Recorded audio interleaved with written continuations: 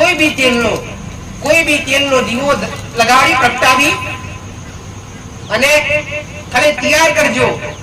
તૈયાર કરી અબીર ગુલાલ લઈ અને કોઈ બી કુલર નો લાડુ કહેવાય. કુલર એટલે શું ખબર પડે ને દરેકને?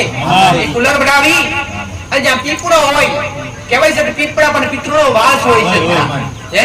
પીપળા ત્રિલોક વાસ કરે, ત્રિદેવ વાસ કરે તે 30 કોટી દેવી દેવતા પણ પીપળે વાસ કરે. આત્મા સહિત દરેક દેવી દેવતા ગોળ અને પીપળે વાસ કરે. તો જ્યાં પીપળો હોય ત્યાં એક તેલનો દીવો લેવો, ઉભી વાટનો, અબીર ગુલાલ કંકુ ચોખા લઈ અને ગુલાબનો લાડુ બનાવો અને એક કપૂર લેવું શુદ્ધ. આ બધું લઈ જઈ અને જ્યાં પીપળો હોય ત્યાં પીપળાનું પૂજન કરવું, કુલર ધરાવી પાણીનો લોટો અર્પણ કરવો અને પીપળા